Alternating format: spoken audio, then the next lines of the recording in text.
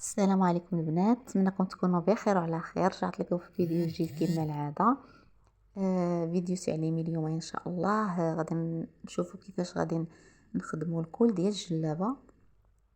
كما كتعرفوا البنات، الكول ديال الجلابه كيتخدم مقلوب ماشي بحال ديال القفطان.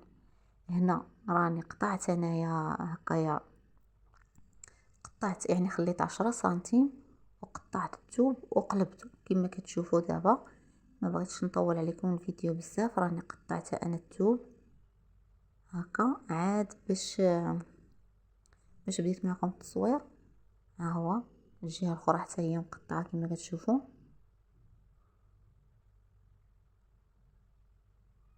كنشدو كندوزو ليها بحال هكايا لغلي بهذه الطريقه. نكفو ندوزو هذا الخيط غير باش يثبت لينا الخدمه، باش ملي نبغوا نخدمو ما يبرزطناش الثوب. يعني هذا الخيط هذا راه غادي نحيدوه من بعد، داكشي نكفو هكايا غير عشوائي باش ملي نساليو الخدمه راه غادي يحيد خلاص. هذه هي الرانده البنات. هنايا هذا هو الجهه المقلوبه ديالها لداخل، وهنا هو جهه. وكما كتشوفوا انا راني قلبت الثوب بالعكس ديال الجلابه.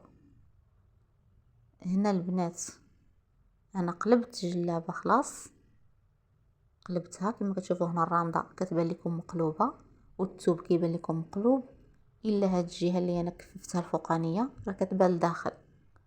يعني كنتمنى الشرح يكون واضح. يعني راني قلبت الثوب على بدايه الخدمه. هنا البنات غادي نبدا الخدمه ديالي عادي. فوق هاد الخدمه كتبان لكم مقلوبه غادي نبدا فوق منها نخدم بهاد الطريقه هذه. يعني الا يلا قلبتوا الثوب وكتخدموا راه كتجيكم شويه صعيبه، ركزوا لا تعودوا تنساو شي غرزه ولا شي. ركزوا في الغرز، كل غرزه ضربوا فيها غرزه ديالها، حيت ملي كتكون رانده مقلوبه ما كيبانوش الغرز، ولكن ركزوا معاها. غادي نبدا نخدم البنات. هنايا تنكمل العدد اللي انا باغا. شحال عندي هنايا؟ عندي 38 غرزه. هنا غادي نخدم النص ديال الغرز اللي هي 17. غنخدم 17 البنات ماشي 18، غادي نخدم غير 17 غرزه وغادي نحبس.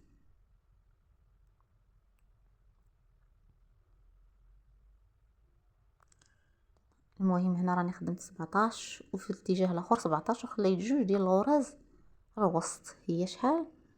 هي 38 غرزه صافي. هذا هو العدد اللي عندي. دابا غادي نبدا نرجع هاد الغرز ديالي. هاد 17 غرزه اللي انا خدمتهم هما نيت اللي غادي نعاود نرجع فيهم دابا بهاد الطريقه اللي كتشوفوها هكا. هنا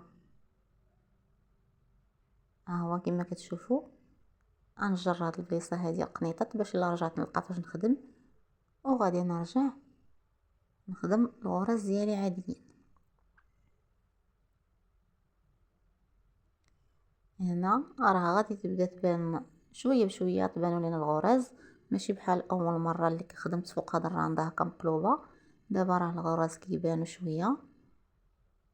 وغادي نرجع للجهه الاخرى حتى هي باش تشوفوا نشرح لكم اكثر.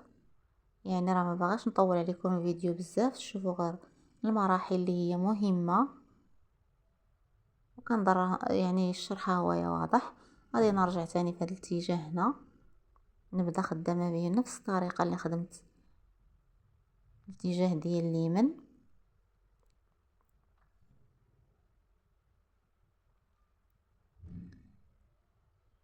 كل غرزه غادي ندير فيها غرزه ثانيه تنكمل داك 17 ونضرب في الثوب ونعاود نرجع.